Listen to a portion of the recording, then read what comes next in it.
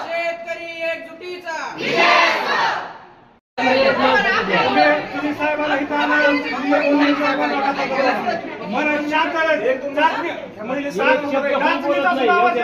शांत आहे का त्याचं आम्हाला ह्याच्या पलीकडे इथं जिल्ह्यात न्याय आहे का? या साहेबाच्या पुढे आहे का जिल्ह्यात न्याय पण देणार